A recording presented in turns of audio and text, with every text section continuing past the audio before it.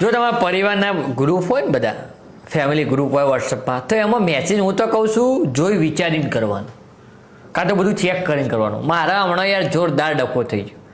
હમણાં મારે કાકાનો છોકરો ગાડી લાવ્યો છે નવી નક્કાર, બરાબર, તે એને ગ્રુપમાં ફોટો મૂક્યો છે, તે બધા નીચે કોંગ્રેચ્યુલેશન બધું લખ્યું હતું, પણ મેં તો જોયું જ નહોતું કે એને ગાડી લાવ્યો, ગ્રુપમાં ફોટો, બધાને કોંગ્રેચ્યુલેશન મેસેજ વાંચ્યા જ નહોતા.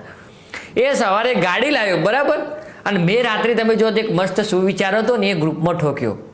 હવે સુવિચાર કયો હતો તમને ખબર છે કે ઈમાનદારીથી જે લોકો જીવતા હોય ને એમને જ તકલીફ પડે છે, બાકી બૂચ મારવા વાળા તો ગાડીઓ લઈને ફરે.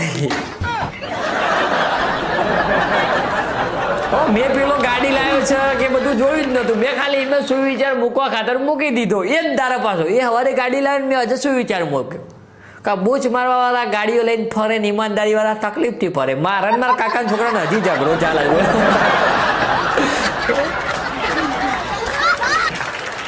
ગ્રુપમાં બધું ચેક રાખવું, બાકી લોચા થાય. આ તો બધું થવાનું હોય થાય ને તમારા સુવિચારોમાં બધા ડખા પડે.